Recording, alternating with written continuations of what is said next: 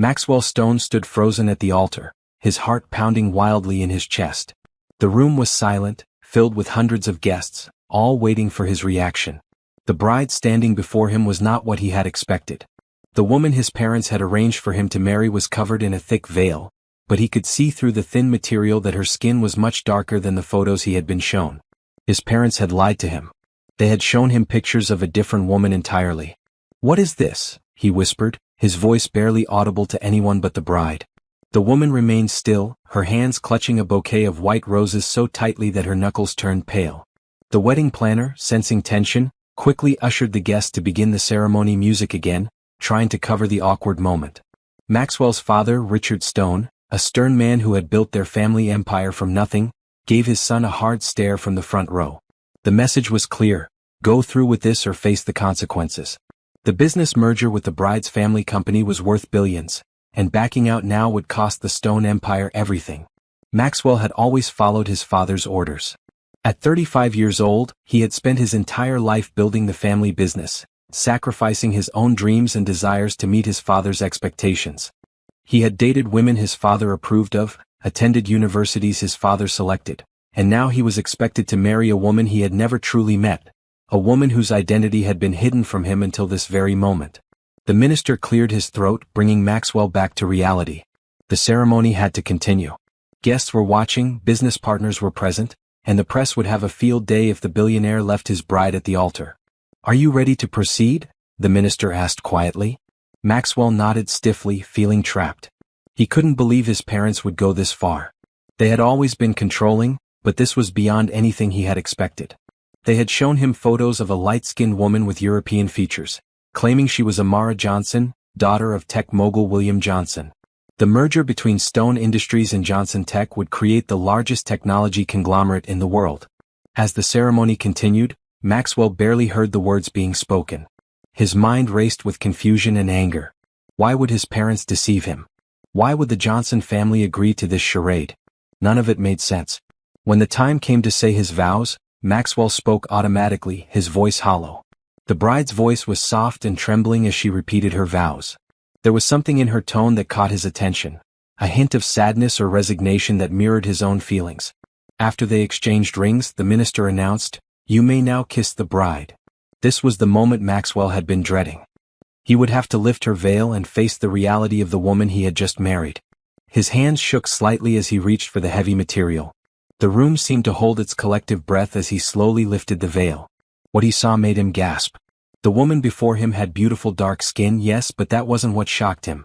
It was her eyes, large, expressive eyes filled with unshed tears. Eyes that seemed to apologize for something that wasn't her fault. She was not ugly as his superficial first reaction had led him to believe. She was simply not who he had been told he was marrying. "I'm sorry," she whispered, so quietly that only he could hear. Before Maxwell could respond, his father stepped forward, clapping loudly and signaling for everyone to celebrate. The guests, oblivious to the deception, cheered as music filled the room again. Maxwell placed a quick, formal kiss on his new wife's cheek, then took her hand and led her down the aisle. The reception was a blur of fake smiles and hollow congratulations. Maxwell kept his new bride close, not out of affection but because he was determined to get answers. When they finally had a moment alone, he turned to her. "Who are you?" "Really?" he asked, trying to keep his voice calm. "I am Amara Johnson," she replied softly. "The real Amara Johnson." "Then who was the woman in the photos they showed me?" "A model, I assume." "My father thought you wouldn't agree to the marriage if you knew what I really looked like." She looked down at her hands. "I told him it was wrong to deceive you, but he insisted this was the only way to ensure the merger went through." Maxwell ran a hand through his hair in frustration. "This is insane. They married us under false pretenses." "I understand if you want an annulment," Amara said, her voice surprisingly steady. "I didn't want this either. My father gave me no choice." For the first time, Maxwell really looked at the woman he had just married. Behind the initial shock, he could see that she was actually quite beautiful, with high cheekbones, full lips, and those incredible eyes that seemed to hold a world of intelligence and strength. "No," Maxwell said, surprising himself. "No annulment yet. First, I want to understand exactly what's going on and why our families thought they needed to trick us." As the reception continued around them, Maxwell and Amara made a pact.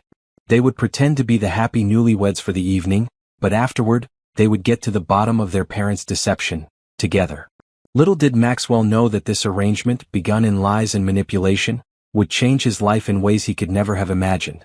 The grand ballroom of the Stone estate sparkled with crystal chandeliers and the flash of expensive jewelry as guests danced and celebrated.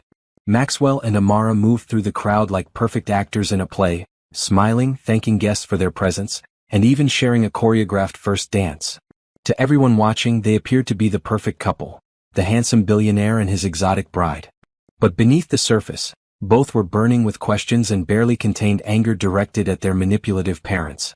Richard Stone and William Johnson sat together at the head table, looking pleased with themselves as they discussed future business plans. They occasionally glanced at their children with satisfied smiles, completely unaware that their deception had been uncovered. "They look so proud of themselves," Amara whispered as she and Maxwell waltzed past the head table. "They won't be for long," Maxwell replied, his hand firm on her waist. "My father always thinks he can control everything and everyone.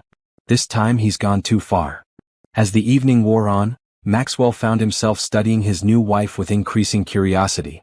Despite the circumstances, she carried herself with remarkable dignity.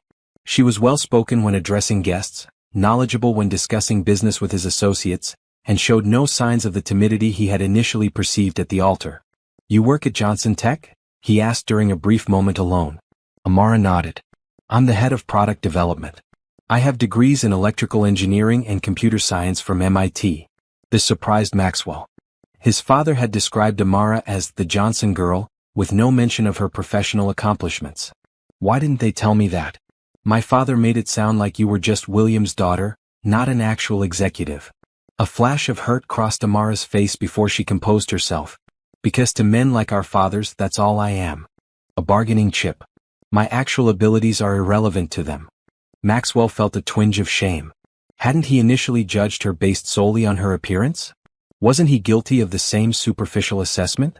By midnight, the guests began to depart, leaving congratulatory wishes and expensive gifts behind. As the last car pulled away from the estate, Maxwell's mother, Eleanor Stone, approached the newlyweds with a smile that didn't quite reach her eyes. "We've prepared the East Wing master suite for you both," she said, her voice dripping with false sweetness. "Everything you need for your first night as husband and wife." Maxwell felt Amara tense beside him. The implication was clear. Their families expected the marriage to be consummated. The merger papers included clauses about producing an heir within the first few years of marriage. "Thank you, Mother," Maxwell said stiffly. "We're both quite tired from the day's events."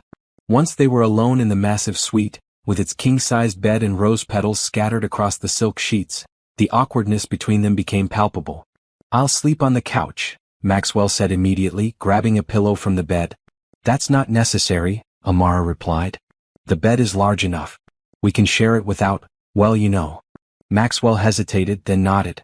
"All right. But first I think we need to talk about what happens next."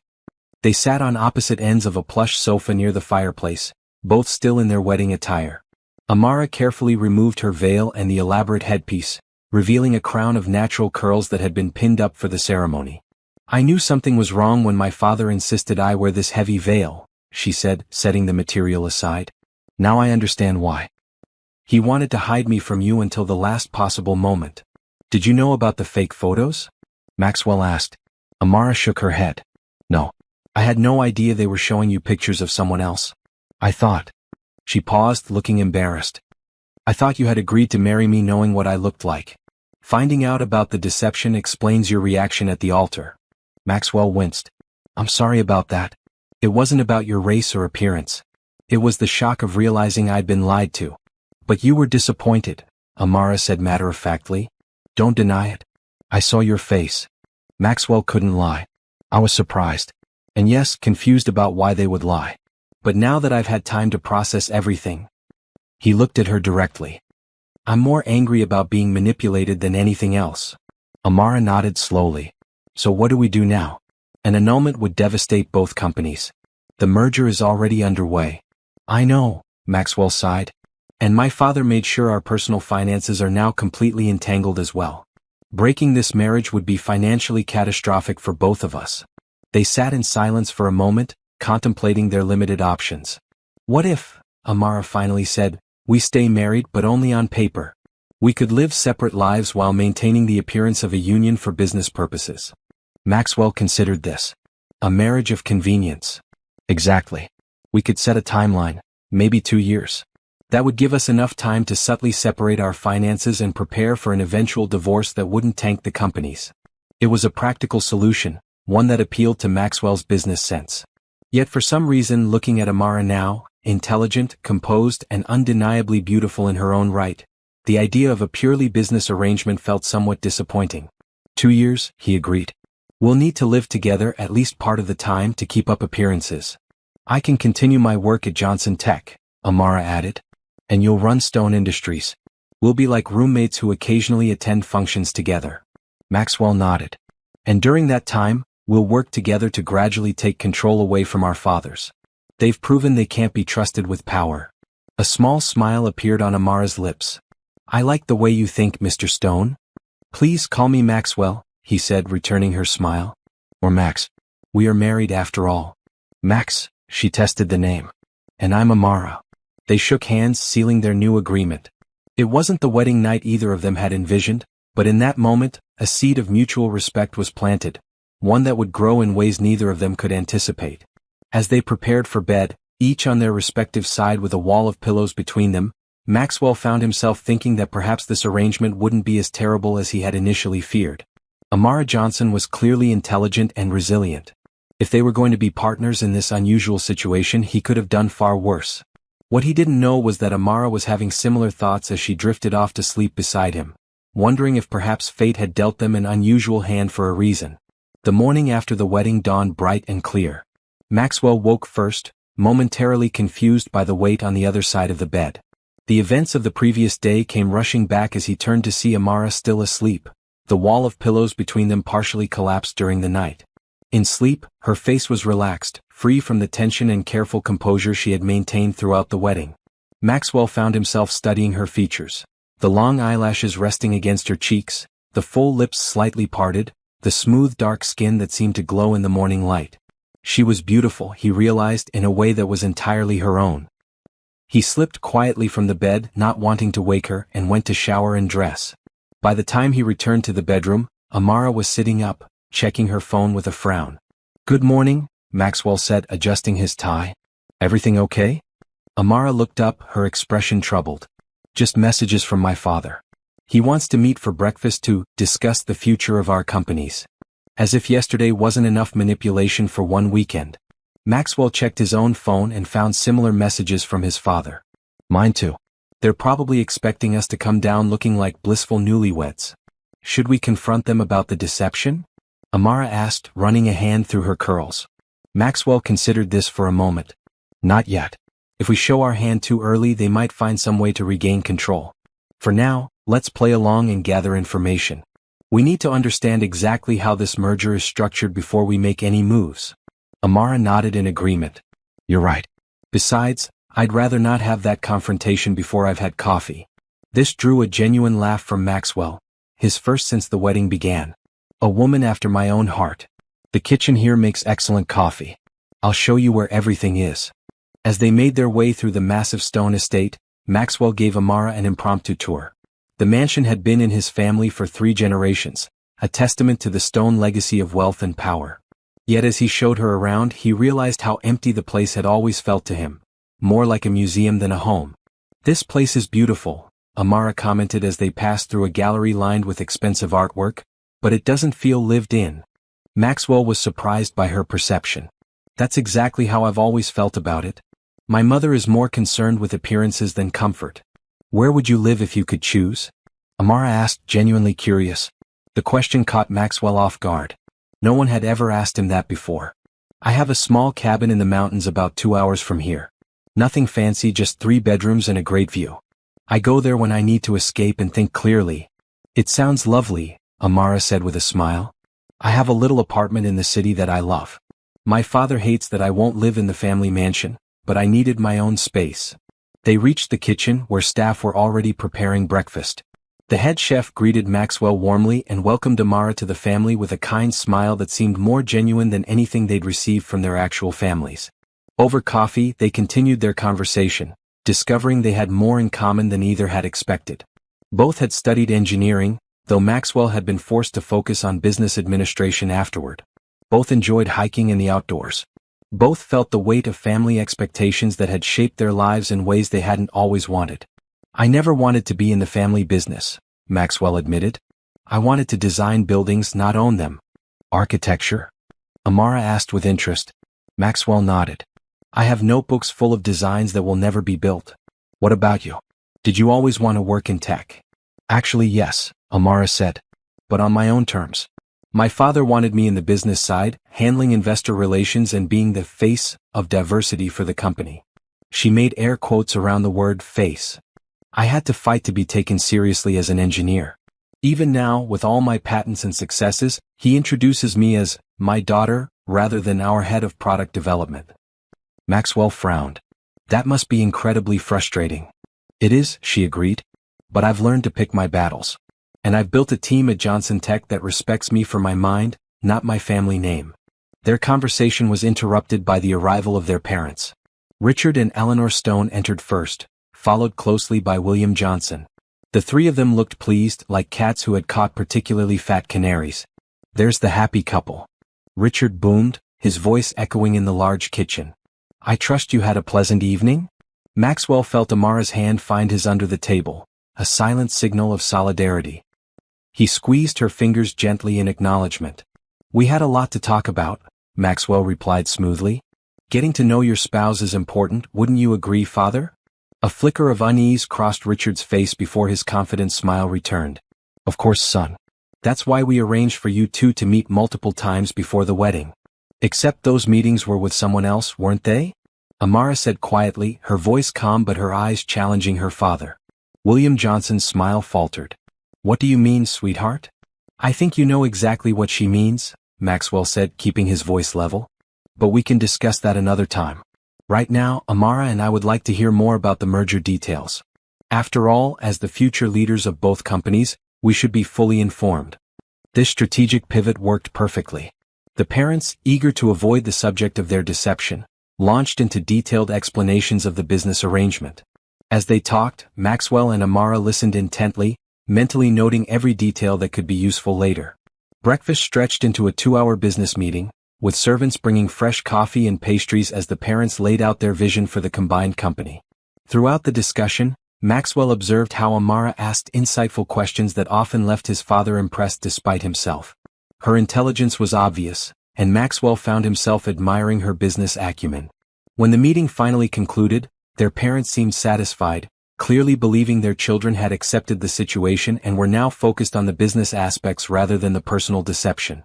"We'll leave you newlyweds alone for the rest of the day," Eleanor said with a knowing smile that made Maxwell cringe internally. "Tomorrow we'll need to discuss your living arrangements and public appearances for the coming months." After their parents left, Maxwell and Amara looked at each other with renewed determination. "They're planning every aspect of our lives," Amara said, anger evident in her voice.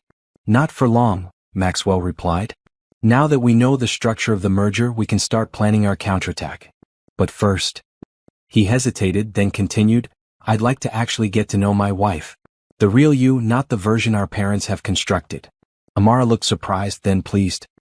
"I'd like that too. Where do we start? How about that hike I mentioned? My cabin in the mountains. We could escape this mausoleum for the day, breathe some fresh air, and talk without worrying about who might be listening." Amara's face lit up with a genuine smile that transformed her features and made Maxwell's heart skip unexpectedly. "That sounds perfect," she said. "Just let me change into something more appropriate for hiking." As Maxwell watched her leave the kitchen, he found himself looking forward to spending the day with her, a feeling he certainly hadn't expected when he first saw her at the altar. Perhaps their arranged marriage contained possibilities neither of them had imagined. The drive to Maxwell's mountain cabin provided a welcome escape from the suffocating atmosphere of the Stone estate. As the sleek black SUV wound its way up the mountain roads, the sprawling city below grew smaller, and the air became fresher with each mile. Maxwell drove while Amara sat in the passenger seat, her window rolled down slightly to feel the mountain breeze. She had changed into jeans, hiking boots, and a simple blue sweater, a stark contrast to the elaborate wedding gown of the previous day. Maxwell found himself stealing glances at her profile as she gazed out at the passing scenery, noticing how the sunlight highlighted the warm undertones in her dark skin. This is beautiful country, Amara said, breaking a comfortable silence that had settled between them. I can see why you come here to escape. It's the only place I feel completely myself, Maxwell admitted. No expectations, no pretenses, no family legacy hanging over my head. What do you do when you're here? Amara asked. Besides hiking, I mean. Maxwell smiled. I read actual books, not business reports. I cook for myself instead of having meals prepared by staff. And I sketch building designs. He hesitated before adding, actually, I built part of the cabin myself. An extension with a studio where I can work on my designs. Amara turned to him with genuine interest. You actually built it? With your own hands? Is that so hard to believe? Maxwell chuckled. Honestly? Yes, Amara admitted. The billionaire CEO getting his hands dirty with actual construction work doesn't fit the image I had of you. And what image was that? We could actually make a good team, Amara said thoughtfully. Professionally speaking. I think we already do, Maxwell replied, surprised to realize how true that felt after just one day of really knowing her. As they hiked back to the cabin, the sky began to darken with approaching storm clouds. The first drops of rain fell just as they reached the porch, quickly turning into a downpour that trapped them at the cabin for the evening. I guess we're staying the night, Maxwell said as thunder rumbled in the distance. These mountain storms can make the roads dangerous. If Amara was concerned about spending another night with her new husband, she didn't show it. Instead, she helped him prepare dinner, and they spent the evening in front of the fireplace, sharing more stories and gradually filling in the gaps of their lives for each other.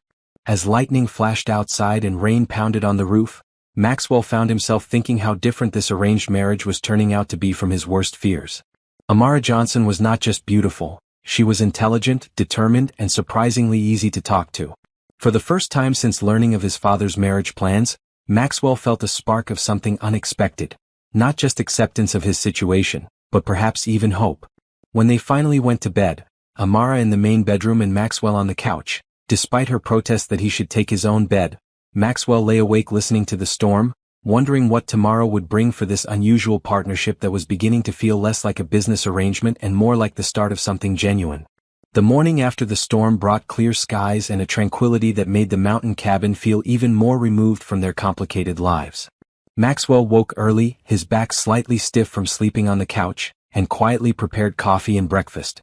The domestic normalcy of the situation struck him as both strange and oddly comforting. When Amara emerged from the bedroom, her curls tousled from sleep and wearing borrowed clothes that were too large for her frame, Maxwell felt an unexpected warmth spread through his chest. She looked so different from the polished businesswoman or veiled bride. She looked real and somehow more beautiful for it. That coffee smells amazing, she said, accepting the mug he offered with a grateful smile. They ate breakfast on the porch, watching the mist rise from the valley below as the sun climbed higher in the sky. Neither mentioned returning to the city, though both knew their brief mountain sanctuary couldn't last forever. I've been thinking about our situation, Maxwell said finally, setting down his empty mug. What if we turned this arrangement to our advantage, really took control of both companies and reshaped them according to our values, not our fathers? Amara looked at him thoughtfully. You mean, instead of just surviving the next 2 years until we can separate, actually building something worthwhile together? Exactly. You have incredible ideas for Johnson Tech that your father has been suppressing. I have visions for stone industries that go beyond pure profit. What if we used this forced merger to create something better than either company was before? A slow smile spread across Amara's face. A true partnership. It would mean staying married longer than the 2 years we initially discussed, Maxwell pointed out. We'd need to convince everyone our marriage is real.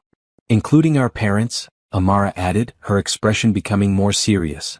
They'd be suspicious if we suddenly seem happy about a situation we were clearly tricked into.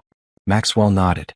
We'll need to be careful, appear reluctant at first, then gradually show signs of genuinely connecting. It has to be believable. We could start by confronting them about the deception, Amara suggested. Show our anger, but then appear to slowly warm to each other over time. They spent the morning developing their strategy, mapping out both the personal and professional aspects of their plan. By midday, when they finally began the drive back to the city, they had formed a united front, partners in a scheme of their own making. The stone estate seemed even more imposing and cold after the warmth and simplicity of the cabin. As Maxwell parked in the circular driveway, he could see his mother watching from an upstairs window, no doubt curious about where the newlyweds had spent the night. "Ready?" he asked Amara, who had grown increasingly tense as they approached the estate. She took a deep breath and nodded. "As ready as I'll ever be." Inside, they found both sets of parents waiting in the main living room, champagne already poured as if a celebration was in order. "There they are," William Johnson exclaimed with forced joviality. "We were beginning to worry. We got caught in the storm and stayed at Maxwell's cabin," Amara explained, her voice cool and controlled. "How rustic," Eleanor commented with a slight wrinkle of her nose. Maxwell moved to stand beside Amara, their shoulders nearly touching, a subtle display of unity. "We need to talk," he said firmly. "About the lies you told to make this marriage happen." The atmosphere in the room instantly chilled. Richard Stone set down his champagne glass with a sharp click against the marble side table. "What lies would those be, son?" he asked, his tone dangerous. "You showed me photos of someone else," Maxwell said bluntly. "You led me to believe I was meeting and marrying a completely different woman." The silence that followed was deafening. Eleanor Stone fidgeted with her pearl necklace while William Johnson suddenly became very interested in his own shoes. Only Richard Stone maintained his composure, his face an unreadable mask. "We did what was necessary for the good of both companies," he finally said, his voice firm and unapologetic. "If you had seen the real Amara beforehand, your prejudices might have interfered with the business arrangement." "My prejudices?" Maxwell repeated, genuine anger rising in his voice. "Or yours, father?" William Johnson stepped forward, placing a hand on Richard's arm as if to calm him. "What your father means is that we wanted to ensure the merger went through without complications. Young people can be so emotional about these things." "So you lied to both of us," Amara said, her voice steady despite the emotion in her eyes. "You made decisions about our lives as if we were nothing more than assets to be traded." "Darling," William replied, attempting to sound reasonable, "you've always understood the importance of the family business. This merger will secure the future of Johnson Tech for generations." "At what cost?" Amara demanded. "My dignity? My right to choose my own husband." Eleanor Stone finally spoke, her voice dripping with false sympathy.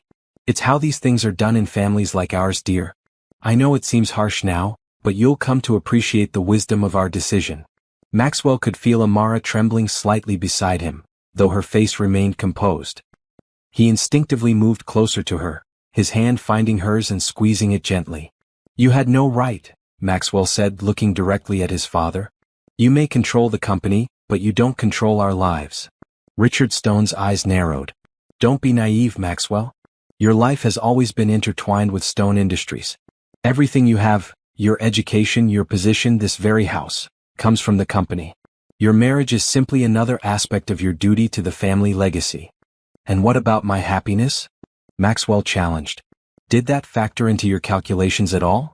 "Happiness?" Richard scoffed. "That's for ordinary people, son. We build empires." The coldness of his father's words hung in the air. Maxwell felt Amara's hand tighten around his, and in that moment, their planned strategy seemed less like a performance and more like a genuine alliance against the callousness their families represented. "Well," Maxwell said after a long pause, "what's done is done. We're legally married now. But don't expect us to thank you for your manipulation." William Johnson's expression relaxed slightly, apparently relieved that they weren't threatening to annul the marriage immediately. "You'll see in time that we made the right decision. You two are perfect for each other, both intelligent, business-minded, from similar backgrounds." "The merger paperwork is already being processed," Richard added, clearly considering the matter settled. "Your joint finances are being arranged as we speak. The press release about the wedding will go out tomorrow morning." Maxwell and Amara exchanged a look, silently communicating their shared determination.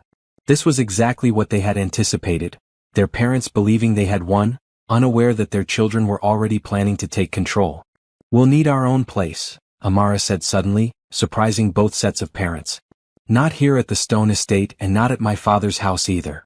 "But darling," William began. "If you expect this marriage to work at all," Amara interrupted firmly, "we need our own space away from both families. Somewhere we can at least try to build something without your constant interference." Maxwell nodded in agreement. "Amara's right. If you want this merger to succeed, give us the space to make this marriage work on our terms." Richard and William exchanged glances, clearly calculating the risks of refusal versus the benefits of appearing magnanimous. "The penthouse in the downtown tower is available," Richard finally conceded. It's technically a Stone Industries property, but it's separate from the family homes. That will do for now, Maxwell agreed, knowing that demanding complete independence immediately would raise suspicions. The penthouse was still under his father's control, but it was a start. And I want to continue my work at Johnson Tech, Amara added. Not as the boss's daughter, but as head of product development with real authority. William frowned but nodded reluctantly. Of course, sweetheart. Your work has always been important. The false sweetness in her father's tone made Amara's jaw tighten, but she said nothing more. The first confrontation had gone as well as could be expected. They had expressed their anger at the deception while simultaneously setting the groundwork for their longer-term plan. We'll move into the penthouse tomorrow, Maxwell announced. Tonight we'll stay at Amara's apartment to collect her things. This declaration clearly surprised their parents, who had expected the newlyweds to remain under the watchful eye of the Stone household for at least a few days. But none of them dared to object, perhaps fearing that pushing too hard might cause their carefully arranged marriage to collapse before it had truly begun. As Maxwell and Amara left the Stone estate an hour later, heading toward her apartment in the city, a weight seemed to lift from both their shoulders. That went better than I expected, Amara admitted as Maxwell navigated through the city traffic. They actually agreed to our demands. Only because they think they've won, Maxwell replied. They believe that now that we're married, they can control us through financial means and social pressure. Little do they know, Amara said with a small smile, we're already 2 steps ahead of them. Maxwell glanced at her, admiring the determined set of her jaw and the intelligence shining in her eyes. We make a good team, Mrs. Stone. The name still felt strange to both of them, but Amara's smile widened slightly. Indeed we do, Mr. Stone. Amara's apartment was a revelation to Maxwell. A warm, colorful space filled with books, artwork from around the world and cutting-edge technology seamlessly integrated into the comfortable environment. It was the complete opposite of the cold, formal Stone estate, reflecting Amara's personality in every detail. This is amazing, Maxwell said as he walked around the open-plan living area. You designed this yourself? Amara nodded, watching him explore her space with obvious curiosity. This is the real me. Not the perfect daughter my father wants to present to the world, not the decorative wife he imagined I would be to you. Just Amara. Maxwell stopped before a wall of framed patents. Evidence of Amara's brilliant mind and technical innovations. Your father is a fool for not recognizing your true value to the company. Both our fathers are fools, Amara replied, moving to stand beside him. They're so caught up in their old-fashioned ideas about power and legacy that they can't see the future staring them in the face. Their loss is our gain, Maxwell said, turning to face her. Together we can build something better than either of them imagined. As they stood there, surrounded by the evidence of Amara's achievements and creativity, a new understanding seemed to form between them. This marriage, forced upon them through lies and manipulation, had accidentally brought together 2 people who shared not just similar experiences with controlling parents, but similar visions for the future. That night, as Maxwell prepared to sleep on Amara's couch, despite her insistence that her guest room was perfectly available, he found himself thinking less about revenge against their parents and more about the possibilities that lay ahead, possibilities that increasingly included Amara as a true partner, not just a convenient ally. What neither of them could have anticipated was how quickly their pretense of gradually falling in love would begin to feel less like an act and more like a natural progression of the connection forming between them. The downtown penthouse was exactly what one would expect from a property owned by Stone Industries, luxurious, elegant, and designed to impress rather than comfort. Floor-to-ceiling windows offered spectacular views of the city skyline, while expensive artwork and designer furniture filled the spacious rooms. Well, it's certainly grand, Amara commented as they explored their new temporary home, her tone suggesting she found it beautiful but soulless. Maxwell nodded in agreement. My father's taste has always leaned toward the ostentatious. But at least we have space and privacy here. The movers had already delivered Amara's belongings, packed in dozens of carefully labeled boxes. Maxwell watched as she immediately began transforming the sterile environment, adding colorful throws to the sleek leather furniture, placing her books on empty shelves, and setting up smart home devices to make the space more functional. I hope you don't mind, she said, noticing his observation. I know it's technically your family's property. Not at all, Maxwell assured her. Please make it ours. God knows it needs some warmth.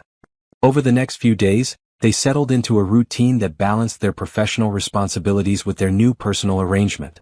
Maxwell had converted one of the penthouse's extra bedrooms into a home office for himself, while Amara claimed another as her workspace for the days she wasn't needed at the Johnson Tech offices.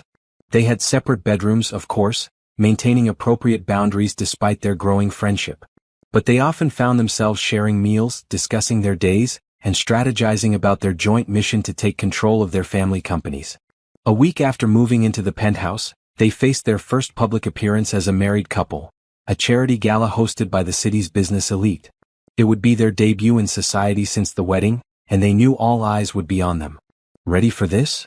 Maxwell asked as they prepared to leave the penthouse, adjusting his bow tie in the hallway mirror. Amara emerged from her bedroom in a stunning emerald gown that complemented her dark skin perfectly. Her natural curls were styled in an elegant updo, and she wore diamond earrings that caught the light when she moved. Maxwell found himself momentarily speechless. In the week they had lived together, he had grown accustomed to seeing Amara in casual business attire or comfortable loungewear. This transformation reminded him of how truly beautiful his wife was, not just physically, but in the confidence and grace with which she carried herself. "You look," he began, searching for the right words. "Presentable enough to be Mrs. Stone?" Amara suggested with a hint of teasing in her voice. "Breathtaking," Maxwell finished honestly. A slight blush colored Amara's cheeks at the genuine compliment. "Thank you. You clean up pretty well yourself." In the elevator down to the waiting car, they reviewed their strategy for the evening. They needed to appear like a couple still getting to know each other, not overly affectionate but not completely distant either. Just enough togetherness to start the rumor mill speculating that perhaps this arranged marriage might be developing into something real. "Remember," Amara said as the elevator descended, "we're supposed to be in the early stages of warming up to each other after being initially upset about the arrangement." Maxwell nodded. "So some tension but with moments of genuine connection. Should we have a minor disagreement at some point? Make it look real?" "Good idea," Amara agreed. "Maybe about your father's latest development project? I could express environmental concerns, you could initially defend the family business, then appear to consider my perspective." "Perfect. And I'll be sure to get you champagne without asking, the wrong kind of course, so you can correct me and I can apologize. Small moments that show we're still figuring each other out." Amara smiled approvingly. "You're getting quite good at this deception, Mr. Stone." "I had an excellent teacher in my father," Maxwell replied dryly, "though I prefer to think of it as strategic acting rather than deception." The charity gala was held at the city's most exclusive hotel, with a guest list that read like a who's who of wealthy elites. As Maxwell and Amara entered the grand ballroom, conversation briefly dimmed as curious eyes turned toward the newlyweds. Maxwell placed his hand lightly on the small of Amara's back, guiding her through the crowd. The simple touch was part of their act, but he couldn't help noticing how natural it felt, and how Amara leaned slightly into his touch rather than stiffening as she might have just a week ago. "Maxwell, Amara." Eleanor Stone approached, air-kissing both their cheeks. "You look wonderful together. Everyone's been asking about you." "I'm sure they have, Mother," Maxwell replied with a tight smile. "Especially since they were all expecting to meet a different bride." Eleanor's smile faltered momentarily before she recovered her composure. "Water under the bridge, darling. What matters is that you two are married now and representing both families. Speaking of which, the Harringtons are eager to discuss the new merger. Come along." As Eleanor led them toward an elderly couple who had been major investors in Stone Industries for decades, Amara whispered to Maxwell, "Your mother is remarkably skilled at avoiding uncomfortable topics." "Years of practice," he murmured back. "She's been ignoring inconvenient truths since before I was born." The evening progressed with Maxwell and Amara executing their strategy flawlessly. They mingled with business associates, carefully projecting the image of a new couple with some lingering tension but growing potential. They had their planned disagreement about environmental concerns in the Stone Industries' newest development, with Maxwell ultimately appearing to value Amara's perspective, a performance that wasn't entirely acting as he genuinely did respect her views. When they took to the dance floor for a waltz, they continued their controlled performance, maintaining a proper distance while still moving together with surprising harmony. "Everyone's watching us," Amara noted as Maxwell guided her through a turn. "Let them watch," he replied. "They're seeing exactly what we want them to see." What neither of them acknowledged was that somewhere during their carefully choreographed evening, moments of their performance had begun to feel less like acting and more like reality. When Amara laughed at something Maxwell said, her amusement was genuine. When Maxwell's hand rested on her waist during their dance, The warmth that spread through both of them wasn't fabricated for their audience. As the evening wound down and they prepared to leave, Maxwell noticed his father deep in conversation with William Johnson and several other business associates. The men were huddled together, occasionally glancing in the newlyweds' direction with satisfied expressions. "They're plotting something," Maxwell murmured to Amara as they collected their coats. "They're always plotting something," Amara replied, following his gaze. "But so are we." In the car ride home, they analyzed the evening's success, noting which business connections might be valuable for their long-term plans and which social interactions had most effectively sold their evolving relationship narrative. "I'd say it was a successful debut," Amara concluded as they entered the penthouse elevator. "Though your Aunt Judith asked me 3 times if I was adjusting well to American customs." Maxwell winced. "I'm sorry. She's from another era entirely." "I was born in Boston," Amara said with an eye roll. "I'm as American as she is." But I smiled and thanked her for her concern, like a good daughter-in-law. Back in the penthouse, they both kicked off their formal shoes with identical sighs of relief, sharing a laugh at their synchronized moment of comfort-seeking.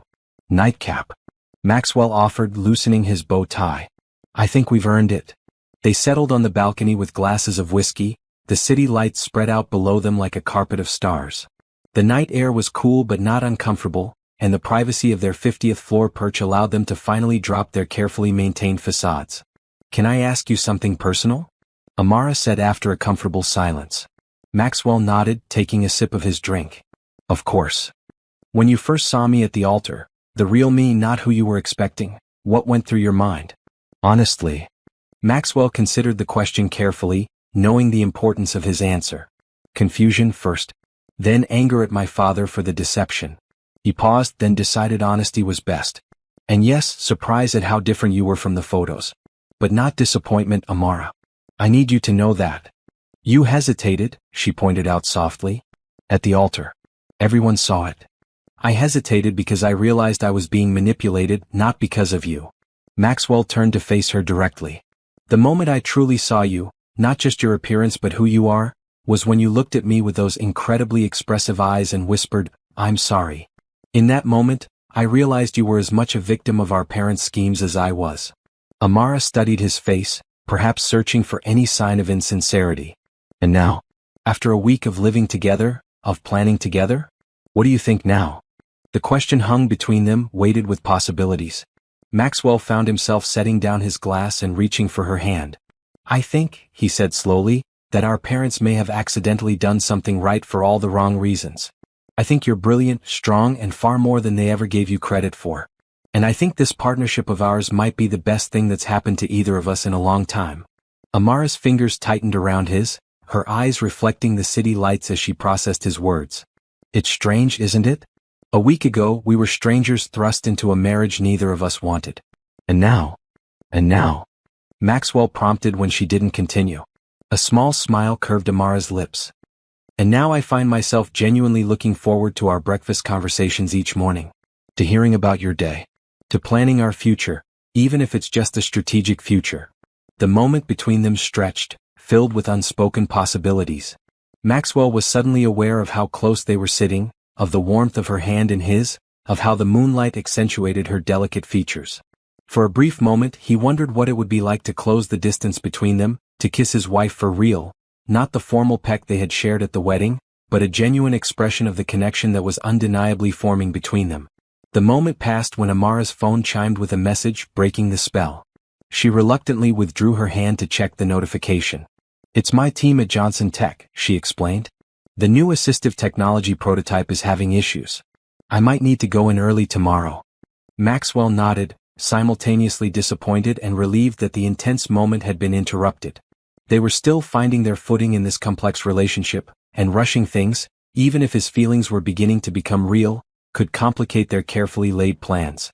"You should get some rest then," he said, standing and collecting their empty glasses. "I have an early meeting tomorrow as well. Stone Industries board members want to discuss how the merger will affect ongoing projects." As they prepared to head to their separate bedrooms, Amara paused in the hallway. "Maxwell?" "Yes." "Thank you for being honest about your reaction at the altar. And for being such a good partner in all of this. I know it's not what either of us planned, but maybe it's not so terrible after all," he suggested with a gentle smile. Amara nodded, her eyes meeting his with newfound warmth. Not terrible at all. Good night, Maxwell. Good night, Amara. As Maxwell lay in bed that night, staring at the ceiling, he realized that their plan to convince the world they were gradually falling in love might be becoming complicated by the fact that, at least on his part, it was starting to feel less like an act and more like reality. The question that kept him awake was whether Amara might possibly be feeling the same way, and what that would mean for their carefully constructed arrangement. 3 months into their marriage, Maxwell and Amara had settled into a rhythm that blended their professional ambitions with their evolving personal relationship. Their strategy was working better than either had anticipated. They had gradually positioned themselves as the new power couple of the business world, with Maxwell taking more control over Stone Industries' day-to-day operations and Amara finally receiving the recognition she deserved at Johnson Tech.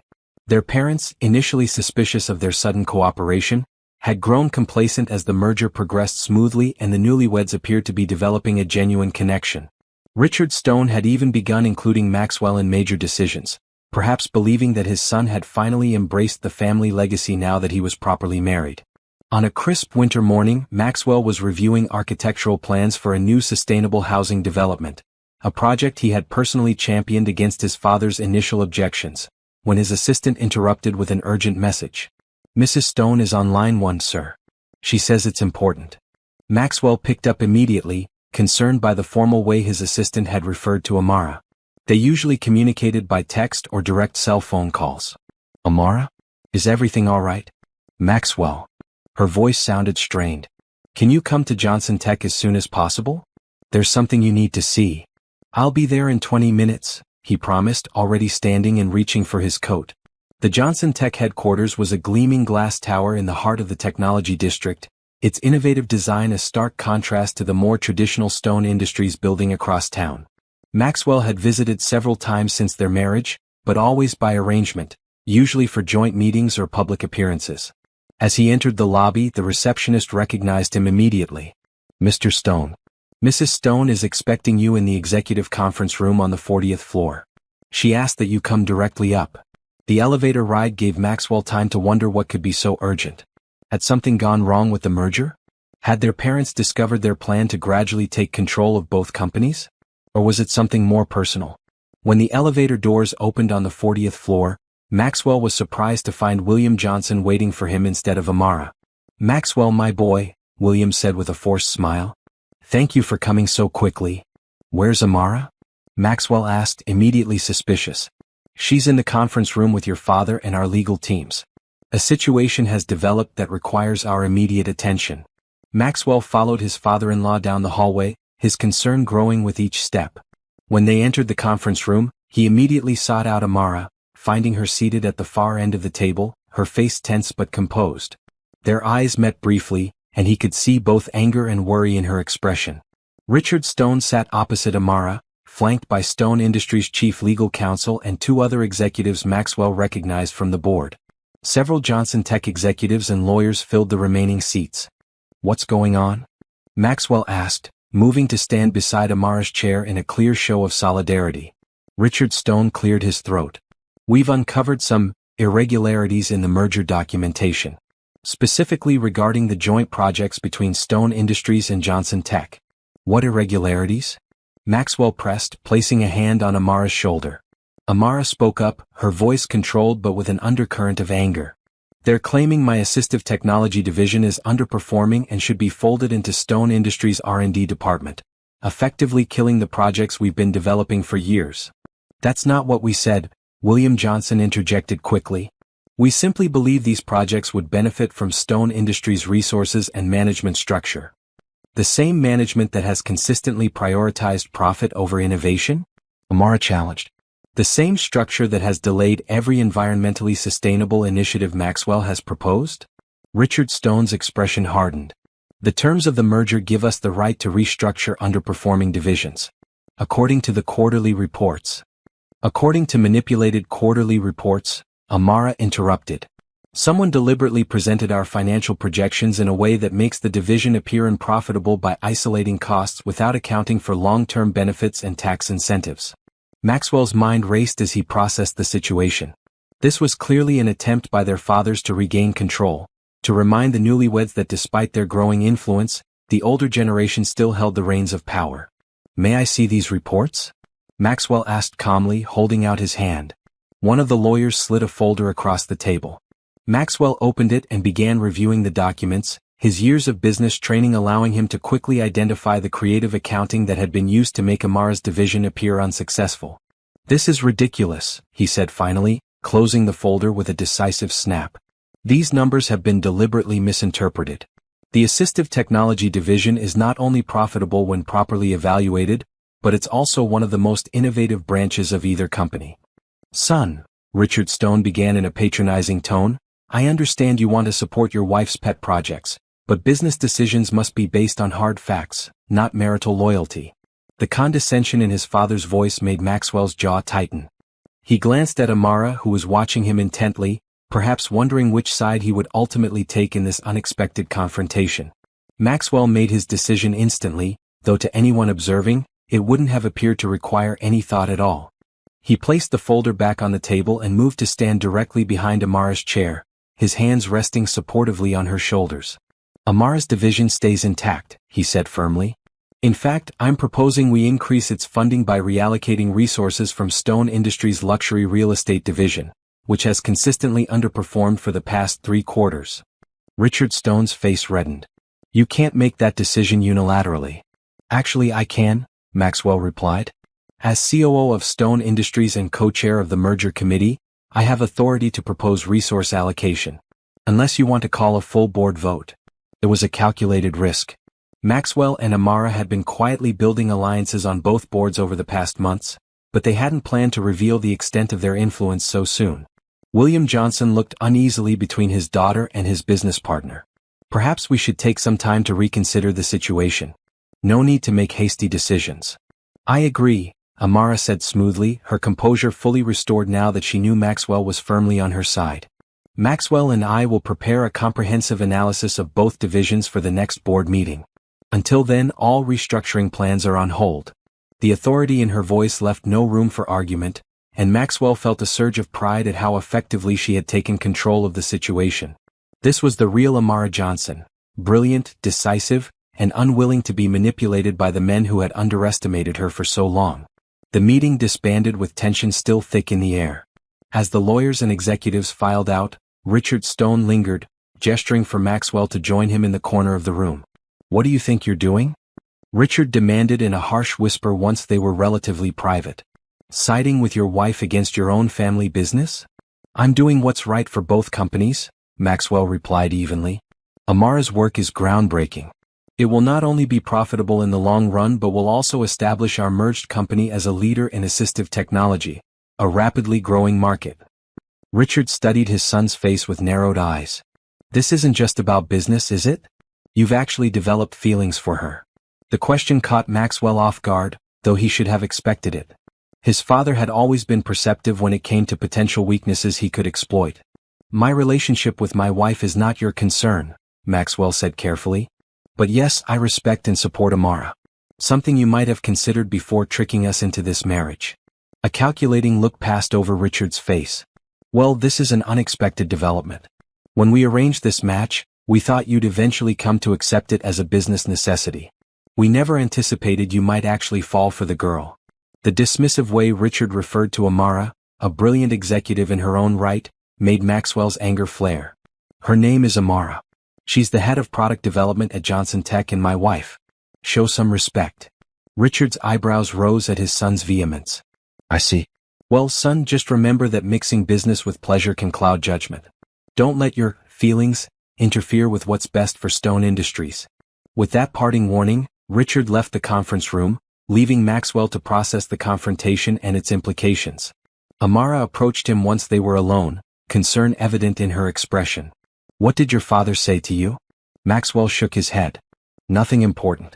Just trying to drive a wedge between us." "Did he succeed?" Amara asked quietly. Maxwell turned to face her fully, taking both her hands in his. "Not even close. We're partners in this, Amara. All the way." The relief in her eyes was palpable, but there was something else there too, a warmth that made Maxwell's heart beat faster. "Thank you for standing up for my division," she said. "You didn't have to do that so publicly." "Yes, I did," Maxwell insisted. Not just because it's the right business decision, but because... He hesitated, suddenly aware that they were standing on the edge of a significant shift in their relationship. Because...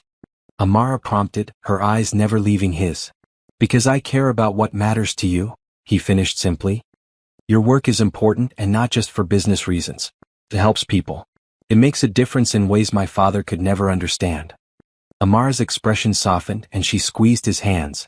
I'm beginning to think we make a better team than either of us anticipated. Much better, Maxwell agreed with a smile. They left Johnson Tech together, deciding to take the rest of the day off to strategize about their response to their father's attempted power play. As they walked through the city streets, Maxwell found himself taking Amara's hand naturally, without the conscious thought that this was part of their public performance. And when she interlaced her fingers with his and moved closer to his side to avoid a passing crowd, he realized that somewhere along the way, the line between their strategic partnership and something deeper had begun to blur. That evening, as they sat together in the penthouse living room surrounded by spreadsheets and legal documents, building their case for the next board meeting, Maxwell caught himself watching Amara as she worked, admiring the way she bit her lower lip in concentration, the decisive way she highlighted important passages, the brilliant insights she offered as they developed their strategy. You're staring, she noted without looking up from her tablet. Do I have something on my face? No, Maxwell replied honestly. I was just thinking how fortunate I am. This made her look up, a questioning expression on her face. Fortunate? To be forced into marriage through deception and manipulation? Maxwell chuckled. When you put it like that, it sounds terrible. But yes, fortunate that if I had to be forced into marriage, it was to someone like you. Amara set down her tablet, giving him her full attention. Someone like me, she repeated. And what exactly am I like, Maxwell Stone? The teasing challenge in her voice made him smile, but he answered seriously.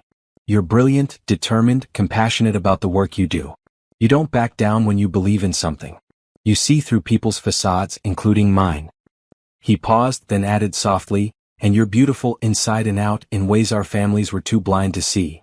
Amara's expression shifted from playful to something more vulnerable. Maxwell, are we still acting? Is this still part of our strategy? The question hung between them, laden with possibilities. Maxwell moved closer to her on the couch, his eyes never leaving hers. I don't think I'm acting anymore, Amara. I'm not sure I have been for some time now.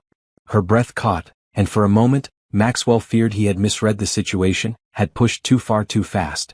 But then she reached up, her hand gently touching his face. Neither am I, she whispered. When their lips met, it wasn't for show, wasn't for any strategic purpose or public performance. It was real, a genuine expression of feelings that had been growing steadily over the months of their unusual marriage. The kiss deepened, and Maxwell pulled Amara closer, marveling at how right it felt to hold her this way. When they finally broke apart, both slightly breathless, Amara rested her forehead against his. Well, she said with a small laugh. This certainly complicates our 2-year plan. Maxwell smiled, tucking a strand of hair behind her ear. I think our plan has been evolving for a while now. The question is, where do we go from here? Amara's eyes met his, serious but warm. Forward together. But at our pace, not the one our families tried to force on us. As they returned to their work, occasionally stealing glances and brushing hands, both knew that what had started as a strategic alliance had transformed into something neither had expected but both now welcomed. A genuine chance at love born from the most unlikely of beginnings. 6 months into their marriage, Maxwell and Amara had become inseparable both professionally and personally. Their initial strategic partnership had blossomed into a genuine relationship, though they had kept the depth of their feelings private, still wary of giving their manipulative parents any emotional leverage. At work, they had successfully thwarted several attempts by Richard Stone and William Johnson to undermine their growing influence within the companies. The older men had become increasingly frustrated as their children outmaneuvered them at every turn, gradually winning the loyalty of key board members and executives. On the personal front, Maxwell and Amara had transitioned from separate bedrooms to sharing the master suite in the penthouse, their initial awkwardness giving way to a comfortable intimacy that both found unexpectedly fulfilling. Their forced marriage had evolved into a chosen one, though they had yet to formally acknowledge this shift to anyone outside their private relationship. It was a rainy Saturday morning when Maxwell's phone rang, interrupting their peaceful breakfast. He frowned at the screen before answering. Henry? Is everything all right at the cabin? Amara watched with concern as Maxwell's expression grew serious during the conversation. When he hung up, he turned to her with troubled eyes.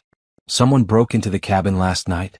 Henry says nothing valuable was taken, but my office was ransacked, specifically my architectural designs and the personal documents I keep there. Amara set down her coffee cup. Your father? That would be my guess, Maxwell replied grimly. He's never approved of my architectural work. He probably thinks it's a distraction from the company. Or he's looking for leverage, Amara suggested. Something to use against us now that he realizes we're genuinely united. Maxwell nodded, his jaw tight with anger. We should go up there, see exactly what was taken. I'll pack a bag, Amara said, already standing. The drive to the mountain cabin was tense, with Maxwell gripping the steering wheel so tightly his knuckles turned white. Amara placed a gentle hand on his arm. We'll figure this out, she assured him. Whatever they're planning, we're smarter than they are. Maxwell's expression softened at her touch. Have I told you lately how grateful I am that you're my wife? Not since yesterday, Amara replied with a small smile. But I never tire of hearing it. When they arrived at the cabin, Henry was waiting on the porch, his weathered face creased with concern. He led them inside, pointing out the damaged lock on the back door and the mess in Maxwell's studio. I would have cleaned up, Henry said apologetically, but I figured you'd want to see it as it was. Maxwell surveyed the room with growing anger. Drawers had been emptied, files scattered across the floor, and his carefully organized architectural plans were strewn about carelessly. But what caught his attention was the corner of the room where he kept his most personal documents. Birth certificates, old photographs, family records he had brought here for safekeeping away from the Stone estate. They were thorough, Amara observed, kneeling to gather some of the scattered papers. Looking for something specific, it seems. Maxwell joined her, sorting through the mess to determine what might be missing. After an hour of careful inventory, he sat back on his heels with a puzzled expression. It's strange, Amara said softly. In a way, our families were always meant to be united. Our grandfathers started this journey together. Maxwell took her hand, interlacing their fingers. Maybe we're not just fixing our parents' mistakes. Maybe we're fulfilling our grandfather's original vision, just in a way no one could have predicted. Amara leaned against his shoulder, her voice thoughtful. I've been thinking about what this means for us personally. Our marriage was arranged based on lies, but now. Maxwell prompted when she hesitated. She turned to face him fully, her eyes reflecting the golden light of the setting sun. Now I'm grateful for it despite how it began. Because it brought me to you. Maxwell reached up to cup her face gently. I've fallen in love with you, Amara. Not because of any arrangement or business strategy, but because of who you are. The words, spoken aloud for the first time, hung in the air between them. Amara's eyes glistened with emotion as she leaned forward to press her forehead against his. I love you too, she whispered. And that's the one thing our parents never planned for. Their kiss was different this time. Deeper, more certain, filled with the knowledge that what had begun as a deception had transformed into something genuine and precious. Later that night, as they lay together in the cabin's master bedroom, Amara traced idle patterns on Maxwell's chest. What do we do now? She asked. About our fathers, the companies, the truth? Maxwell covered her hand with his own. We use what we've learned, but carefully. We continue taking control of both companies, but now with a clearer purpose. And when the time is right, we reveal the truth, not just to our parents but to everyone. And us? Amara asked, her voice soft in the darkness. What about our future? Maxwell pulled her closer, pressing a kiss to her forehead. Our future is whatever we choose to make it, together. No more acting, no more pretending. Just us building something real. As they drifted to sleep in each other's arms, both felt a new sense of purpose and possibility. What had begun as an arrangement forced upon them had become a partnership of their own choosing, strengthened now by the knowledge that perhaps, in some cosmic way, their paths had always been destined to converge. The knowledge of their grandfather's shared history transformed Maxwell and Amara's approach to their quest for control of the family companies. What had begun as a rebellion against their parents' manipulation became a mission to restore the original vision that had been corrupted by greed and ego. Over the following weeks, they carefully laid the groundwork for their plan. They scheduled a joint board meeting for both companies, ostensibly to present the final phase of the merger process. Behind the scenes, they secured allies, gathered evidence, and prepared for what would undoubtedly be the most consequential confrontation of their lives. The night before the board meeting, they stood together on the penthouse balcony, The city lights spread out below them like a reflection of the star-filled sky above. "Are you nervous?" Amara asked, noting the tension in Maxwell's shoulders as he leaned against the railing. "A little," he admitted. "Tomorrow we change everything, our companies, our family legacies, our future." Amara slipped her arm around his waist. "Whatever happens, we face it together." Maxwell turned to look at her, still sometimes amazed by how completely his feelings for this woman had transformed from suspicion to deep, unwavering love. "Have I told you today how much I love you?" "Yes," she smiled, "but I'll never tire of hearing it." He pulled her into his arms, drawing strength from her presence. "I love you, Amara Stone. And not because of any arrangement or family obligation, but because you are the most remarkable person I've ever known." "And I love you," she replied, reaching up to trace the line of his jaw with gentle fingers. "My husband by force but partner by choice." Their kiss was a promise, of commitment, of strength, of a shared vision for the future that neither could have imagined on that fateful wedding day. The next morning they dressed with care, Maxwell in a perfectly tailored suit that projected authority, Amara in a striking blue dress that complemented her dark skin and radiated confidence. As they prepared to leave the penthouse, Maxwell picked up the leather portfolio containing copies of his grandfather's documents. "Ready to make history?" he asked, offering Amara his arm. She took it with a determined smile. "Ready to correct it?" The Stone Industries conference room was already filled when they arrived.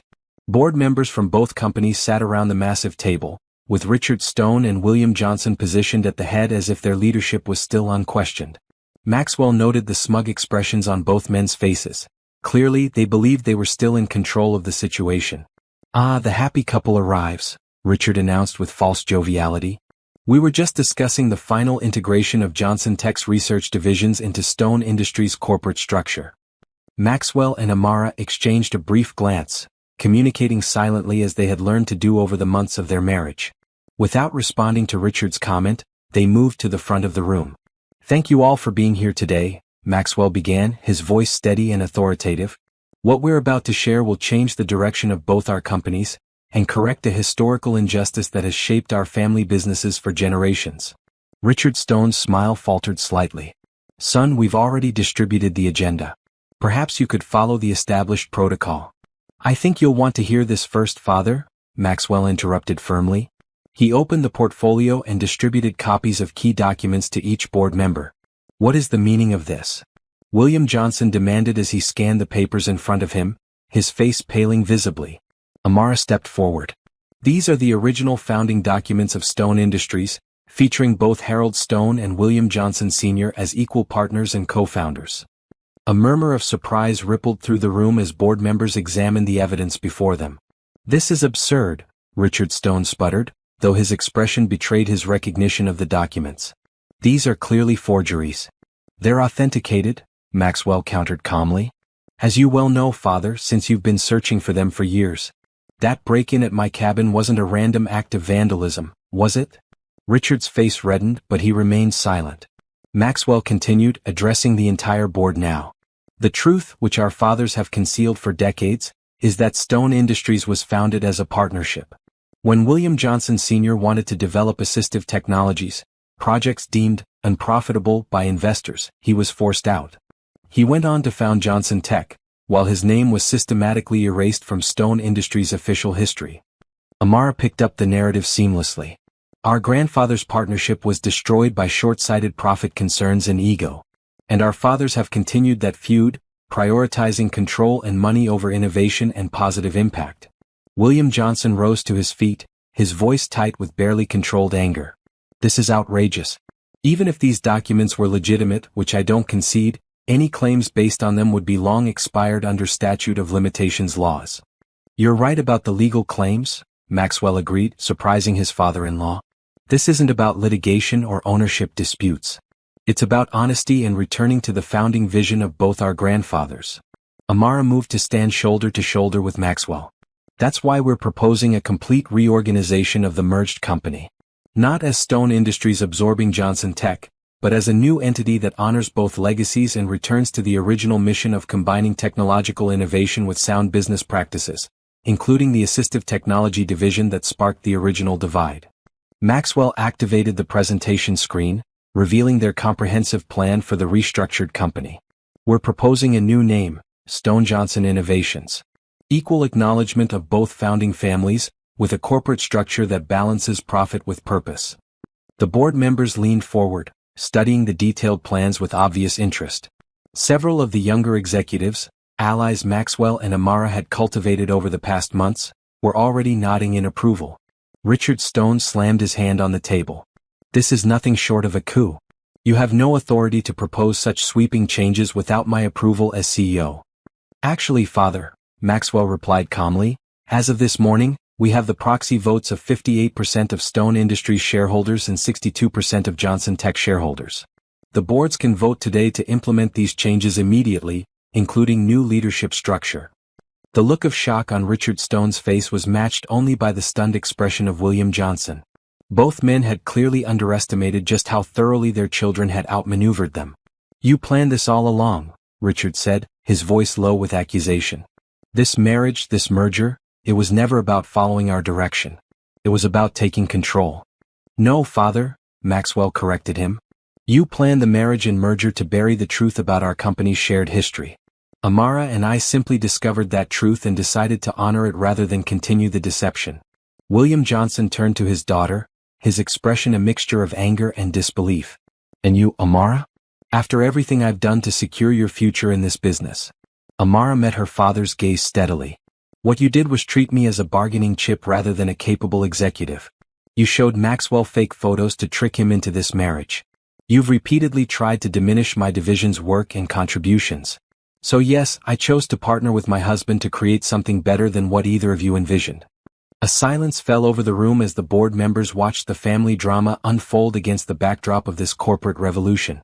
Finally, Eleanor Stone, who had remained silent until now, spoke up from her seat near the back of the room. May I see those original documents? Maxwell was surprised by his mother's request but nodded. Eleanor rose gracefully and examined the papers, her fingers tracing the signatures with unexpected tenderness. Harold told me about William Sr., she said quietly, looking first at her husband and then at her son. Before he died, he expressed regret about how things had ended between them. She straightened, addressing the entire room with surprising authority. I believe these documents are genuine. And I believe my son and daughter-in-law's proposal has merit. Richard Stone stared at his wife in shock. Eleanor, you can't possibly. It's time for a new generation to lead, Richard, she interrupted with unexpected firmness. Our children have shown more wisdom and vision than either you or William have in decades of leadership. Her intervention created a palpable shift in the room's atmosphere. Several board members who had been hesitating now nodded in agreement. The senior board member of Stone Industries, a man who had served since Maxwell's grandfather's time, cleared his throat. I move that we put the reorganization proposal to an immediate vote. I second, called the head of research and development from Johnson Tech, a woman who had long supported Amara's innovative projects. What followed was a decisive victory for Maxwell and Amara's vision. The board voted overwhelmingly to approve the creation of Stone Johnson Innovations, with Maxwell as CEO and Amara as Chief Innovation Officer. Richard Stone and William Johnson were offered advisory positions on the board, a graceful way to transition them out of power while acknowledging their contributions. As the meeting concluded, board members approached the young couple to offer congratulations and express excitement about the new direction. Richard Stone and William Johnson slipped out without speaking to their children, their expressions dark with defeat and wounded pride. When the room had emptied except for Maxwell and Amara, they finally allowed themselves to embrace, the tension of the confrontation giving way to relief and triumph. We did it, Amara whispered against Maxwell's shoulder. We did, he agreed, holding her tightly. Stone Johnson Innovations is born. As they gathered their materials to leave, Eleanor Stone returned to the conference room alone. She approached the couple with an expression that was difficult to read. Mother, Maxwell acknowledged cautiously, unsure where her loyalties truly lay after her surprising support during the meeting. Eleanor smiled sadly. I owe you both an apology. I knew about the deception with the photographs. I knew this marriage was arranged through manipulation. And I said nothing. Why did you support us today?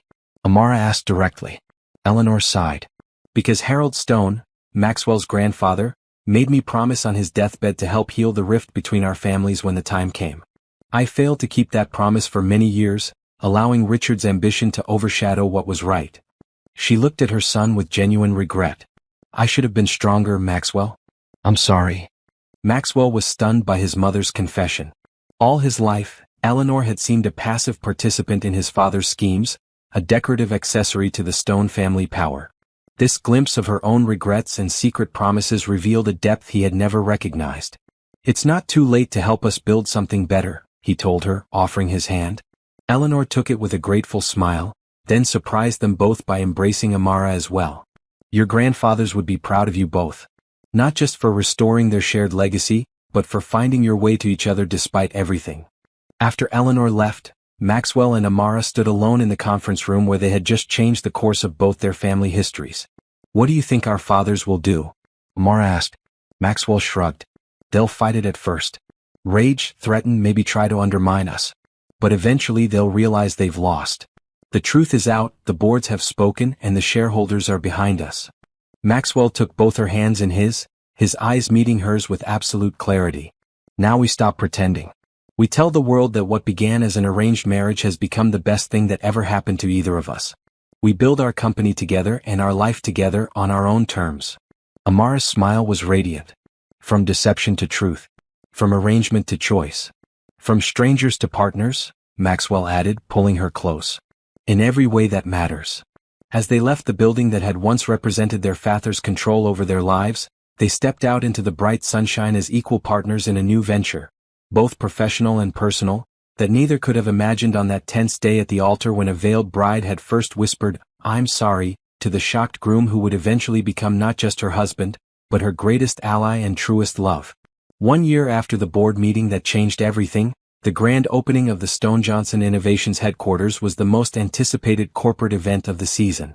The stunning new building, designed by Maxwell himself, embodied the company's dual commitment to aesthetic beauty and functional purpose. Sustainable materials, accessible design features, and cutting-edge technology combined to create a workplace that honored both founding families' legacies while pointing firmly toward the future. Inside the soaring glass atrium, Amara stood before a mirror in a private preparation room, making final adjustments to her appearance before the ceremony. The emerald green dress she had chosen accentuated her dark skin and complemented the elegance of the occasion. Around her neck hung a simple gold pendant containing a small photograph of her grandfather, a reminder of whose vision she was helping to fulfill. A knock at the door interrupted her thoughts. "Come in," she called. Maxwell entered, handsome in a perfectly tailored suit, his eyes lighting up at the sight of her. After a year of marriage, a real marriage of their own choosing, he still looked at her with a mixture of love and wonder that made her heart race. "You look beautiful," he said, crossing the room to kiss her cheek. "Ready for the big moment?" Amara nodded, though her expression was pensive. "I was just thinking about our grandfathers, how they would feel seeing their families united this way after all these years." "I think they would be proud," Maxwell replied, taking her hands in his. "Not just of the company but of us. How we've transformed something that began with deception into something authentic and meaningful." The past year had been challenging but rewarding as they established Stone Johnson Innovations as a leader in both traditional industries and emerging technologies. The assistive technology division that had once been dismissed as unprofitable had become one of their most successful branches, earning acclaim for innovations that improved lives while generating healthy returns for shareholders. Their personal relationship had deepened alongside their professional success. Living and working together, they had developed a partnership based on mutual respect, shared values, and genuine love that grew stronger with each passing day. "Have you heard from your father?" Amara asked, knowing Richard Stone's absence had been a source of pain for Maxwell despite his outward stoicism. Maxwell's expression tightened slightly. "No. Mother says he's still in Europe, extending his sabbatical indefinitely." After the board meeting, Richard Stone had refused to accept the advisory position offered to him, choosing instead to travel abroad rather than witness his son's success in redirecting the family company. His pride had proven more powerful than any familial bond. "And your father?" Maxwell asked in turn. Amara smiled slightly. "He's coming today. Not happy about it, but coming. I think Mother finally convinced him that continuing to sulk was only harming his reputation, not ours." William Johnson had taken a different approach than Richard Stone, grudgingly accepting his advisory role while maintaining a cold distance from his daughter. Only recently had he begun showing signs of thawing, perhaps finally recognizing that Amara's vision for the company was proving more successful than he had predicted. "Well, that's progress," Maxwell acknowledged. Maybe someday they'll both realize that we've built something better than either of them imagined. A soft knock at the door signaled that it was time for the ceremony to begin. As they walked together toward the atrium where hundreds of guests, employees and media representatives waited, Maxwell squeezed Amara's hand. "By the way," he whispered, "I have a surprise for you after the ceremony." Amara raised an eyebrow. "A good surprise, I hope?" Maxwell's eyes twinkled. "The best kind." The grand atrium fell silent as Maxwell and Amara took the stage. Behind them stood a large covered painting, commissioned for the occasion and kept secret even from many of the company executives. "Welcome to the official opening of Stone Johnson Innovations Global Headquarters," Maxwell began, his voice confident as he addressed the crowd. "This building represents not just a new chapter for our company, but the fulfillment of a vision that began 3 generations ago." Amara stepped forward. "Many of you know the official story of our company's histories. But today we want to share the true story of partnership, separation, and ultimately reunion." Together, they recounted the tale of their grandfather's original collaboration and the circumstances that had driven them apart. They explained how their own parents had attempted to bury this history through their arranged marriage, and how discovering the truth had transformed both their business and personal relationships. "What began as an arrangement has become the greatest blessing of our lives," Maxwell said, looking at Amara with undisguised love. "Sometimes the right outcome can emerge even from the wrong beginning." Amara smiled at him before turning back to the audience. "Today, we honor both our past and our future with the unveiling of this commissioned artwork that will hang permanently in this atrium." Together, they pulled the covering from the large painting. A collective gasp rose from the audience as the image was revealed. A stunning portrait of Harold Stone and William Johnson Sr. as young men, standing together with blueprints spread before them, their expressions capturing both determination and visionary hope. The painting was masterfully executed, based on photographs from the company archives and family collections, bringing to life the partnership that had been erased from official records for so long.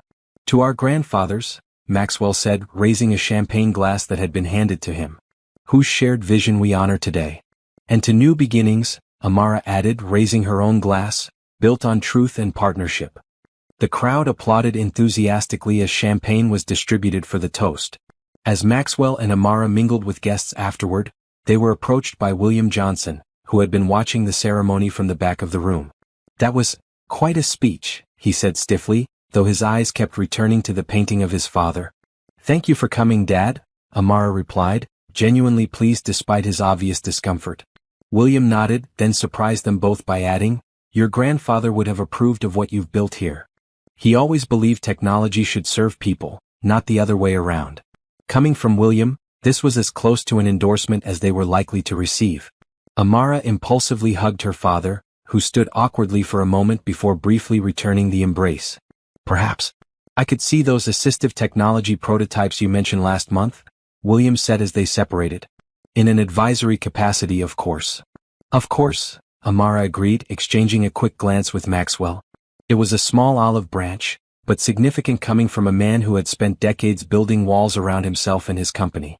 As the reception continued, Eleanor Stone approached, elegant as always in a silver gown that matched her perfectly coiffed hair. Unlike William Johnson, she had fully embraced her role in the new company, often serving as a bridge between the old guard and the new leadership. "A magnificent event," she told them, genuine pride in her voice. "And an even more magnificent achievement, what you've built this past year." "Any word from Father?" Maxwell couldn't help asking. Eleanor's expression softened with sympathy. "Not directly. But his assistant called to request information about the company's latest quarterly results. He's watching, Maxwell, even if his pride won't let him acknowledge it yet." After the reception wound down and the last guests departed, Maxwell led Amara to the private elevator that would take them to the penthouse suite at the top of the building, a space that combined living quarters for late work nights with entertainment areas for corporate gatherings. "Now for that surprise," he said as the elevator doors closed behind them. The penthouse was dimly lit when they entered, with only soft landscape lighting illuminating the rooftop garden visible through the glass walls. Maxwell guided Amara through the space to the outdoor terrace, where a small table had been set with candles, flowers, and a bottle of champagne on ice. "Maxwell," Amara breathed, taking in the romantic setting. "What's all this?" He smiled, suddenly looking almost nervous despite the confidence he had displayed throughout the day's events. "1 year ago we took control of our companies and our future. he began, taking both her hands in his. We transformed an arrangement into a choice, a business alliance into a true partnership. Amara smiled, squeezing his hands encouragingly. The best decision I ever made. Mine too, Maxwell agreed. Which is why I wanted to do something I never got to do properly the first time around. To Amara's surprise, he lowered himself to one knee before her, still holding her hands. Amara Johnson Stone, he said, his voice filled with emotion. We were forced into marriage by circumstances and family manipulation. But now I'm asking you, freely and with all my heart, will you choose to stay married to me? Not for business, not for family legacy, but because I love you more than I ever thought possible and want to build a life with you that has nothing to do with corporate mergers and everything to do with partnership and love. Tears filled Amara's eyes as she looked down at the man who had transformed from a reluctant groom to the love of her life. Yes, she whispered. 1,000 times yes. Maxwell stood and pulled a small velvet box from his pocket. Opening it, he revealed a stunning ring with a deep blue sapphire surrounded by diamonds. I never gave you an engagement ring, just the wedding band our parents selected. I wanted you to have something chosen just for you with love. As he slipped the ring onto her finger, alongside the simple gold band from their wedding day, Amara felt the symbolism of the moment profoundly, the arranged marriage now encircled and enhanced by a ring of choice and love. It's beautiful, she said, admiring how the sapphire caught the candlelight. But not as beautiful as what we've built together. Maxwell pulled her close, his forehead resting against hers. I still can't believe how lucky I am. That day at the altar when I first saw you in that heavy veil, I was shocked and angry at being deceived. I could never have imagined that the woman behind that veil would become my best friend, my trusted partner, and the great love of my life. Amara smiled, remembering her own fear and uncertainty on that day. And I never imagined that the man who looked so horrified to see me would become the person I trust most in this world. The one who sees me for exactly who I am and loves me not despite it, but because of it. Their kiss beneath the stars was like a second wedding. One chosen freely with full hearts and open eyes. As they embraced, the city lights sparkled below them and the stars shone above, witnesses to a love that had defied expectations and transformed an arrangement of convenience into a bond of genuine devotion. Later, as they shared champagne and talked about their future, Amara broached a subject they had discussed only tentatively before. I've been thinking, she said, her fingers intertwined with his, about expanding our family. Maxwell's eyes lit up with hope. Children? Amara nodded. I've always wanted to be a mother, but I never wanted to bring children into a loveless marriage or a world where they would be viewed as business assets like we were. But now, Maxwell prompted, his heart racing with anticipation. Now I can imagine raising children with you, children who would be loved for themselves, not for what they represent to a family legacy, Amara said softly. Children who would know that their parents chose each other and chose them. Maxwell raised her hand to his lips, kissing the new ring on her finger. Nothing would make me happier than building a family with you, Amara. A real family based on love and choice, not obligation and arrangement. As the evening deepened around them, they planned their future together, not just as business partners or even as husband and wife, but as two people who had discovered that sometimes life's most unexpected turns could lead to the greatest happiness. 6 months later, Stone Johnson Innovations had exceeded all market expectations, with the assistive technology division leading the way in both innovation and profitability. Maxwell and Amara had settled into a leadership style that balanced their complementary strengths. His vision and business acumen with her technical brilliance and compassionate approach to product development. On a sunny spring morning, they hosted a small gathering in the rooftop garden of their headquarters. Unlike the grand opening ceremony, this was an intimate event with only close friends and family members in attendance. William Johnson arrived early, his relationship with his daughter gradually warming over the intervening months as he witnessed not only her success but her genuine happiness. He had begun spending time in the research labs, his own passion for technology rekindled by the innovative work being done by Amara's teams. Eleanor Stone greeted guests with gracious warmth, having fully embraced her role as a bridge between generations. To everyone's surprise, she was accompanied by Richard Stone, who had finally returned from his extended European sojourn. Though still stiff and formal, Richard had apparently decided that continued exile was too high a price for pride. Maxwell greeted his father with cautious optimism.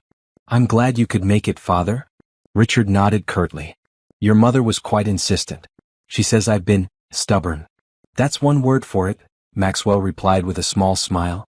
Richard cleared his throat uncomfortably. The company appears to be doing well under your leadership. Coming from Richard Stone, this qualified as effusive praise. Maxwell accepted it with a nod. We're building something different than what you envisioned, but something I think you might eventually be proud of. Before Richard could respond, Amara joined them, radiant in a flowing dress that subtly revealed the small curve of her pregnant belly. Richard's eyes widened slightly at the sight, though he quickly composed his features. "Mrs. Stone," he acknowledged with formal politeness. "Richard," Amara replied warmly, refusing to be deterred by his coolness. "I'm glad you're here. This is a day for family after all." She took Maxwell's hand, and together they moved to the center of the garden where a small podium had been set up. The gathered guests quieted as Maxwell tapped a glass for attention. "Thank you all for coming today," he began. "A year and a half ago, Amara and I stood at an altar, brought together by circumstances neither of us chose. Today we gather by choice to share two announcements with those closest to us." Amara stepped forward. "First, as some of you may have noticed," she gestured to her belly with a smile, "we're expanding our family. Our daughter will be joining us in about 4 months." Applause and congratulations filled the garden. Eleanor Stone wiped a tear from her eye, while William Johnson looked stunned but pleased. Even Richard Stone's stern expression softened momentarily at the news of a grandchild. "And second," Maxwell continued when the excitement had quieted, "we're establishing the Stone-Johnson Foundation, dedicated to developing and distributing assistive technologies to those who need them most, regardless of ability to pay." Amara took up the explanation. "This foundation fulfills the original vision of William Johnson Sr., who believed technology should improve lives across all socioeconomic levels. Half of the foundation's board will be people who personally use assistive technologies, ensuring that those we aim to serve have a voice in our direction." William Johnson stepped forward unexpectedly. "If I may," he said, his voice uncharacteristically emotional, "I would like to contribute personally to this foundation. My father's dream deserves to be fulfilled." Not to be outdone, Richard Stone cleared his throat.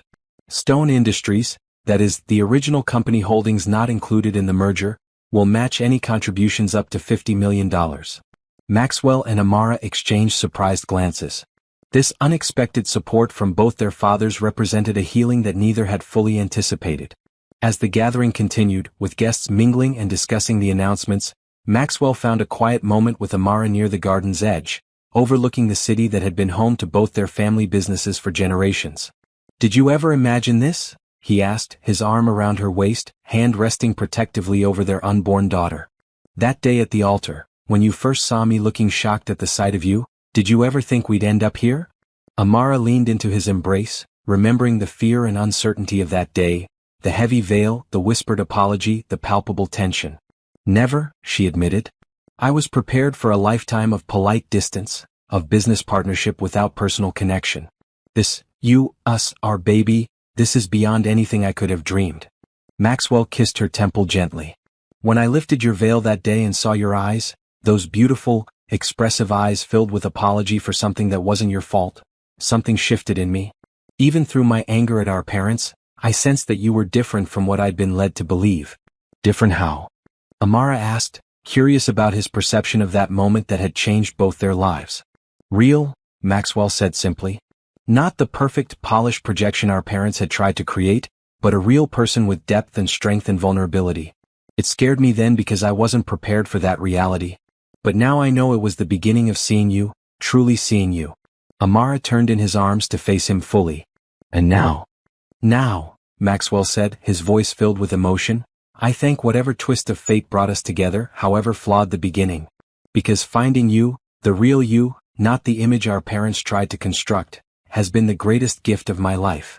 Their kiss, witnessed only by the setting sun and the city sprawled below them, sealed a journey that had begun in deception but flowered into the most authentic connection either had ever known. That night, as they lay together in their bedroom, Maxwell's hand resting on Amara's growing belly, he felt their daughter kick for the first time. The small movement, a new life announcing her presence, brought tears to his eyes. "She's strong," Amara murmured sleepily. "Like her father." "And brilliant," Maxwell added, "like her mother." "And loved," Amara said, covering his hand with her own. "Above all else, loved for exactly who she is, not for what anyone expects her to be." As Maxwell drifted toward sleep beside his wife, he reflected on the strange, winding path that had led them here. The arranged marriage that had seemed like a prison had become the doorway to the greatest freedom and joy he had ever known. The veil that had hidden Amara's true face had been lifted not just physically on their wedding day, but metaphorically over the months of their evolving relationship, revealing not an ugly bride, as his shallow first reaction had feared, but the most beautiful soul he had ever encountered. In the darkness of their bedroom, with the woman he loved beside him and their child growing beneath his palm, Maxwell Stone finally understood what his grandfather had meant in his letter about healing what had been broken. It wasn't just about business partnerships or family legacies. It was about seeing beyond appearances and arrangements to the authentic connections that truly mattered. 4 months later, Eleanor Rose Stone came into the world with her mother's expressive eyes and her father's determined chin. Named for both her grandmothers, she represented the union of two families that had once been divided but were now joined not just by business interests or societal arrangements, but by genuine love and shared purpose. As Maxwell held his newborn daughter while Amara rested, he made a silent promise to the tiny bundle in his arms. She would never know the weight of obligation without choice. She would be free to pursue her own path, to love whom she chose, to build a life based on her own values rather than inherited expectations. In that moment, the cycle of control and manipulation that had shaped both the Stone and Johnson families for generations was truly broken. What had begun as a billionaire's shock at his supposedly ugly bride had transformed into the most beautiful love story either Maxwell or Amara could have imagined. One built on seeing beyond appearances to the true beauty that lies within each human heart.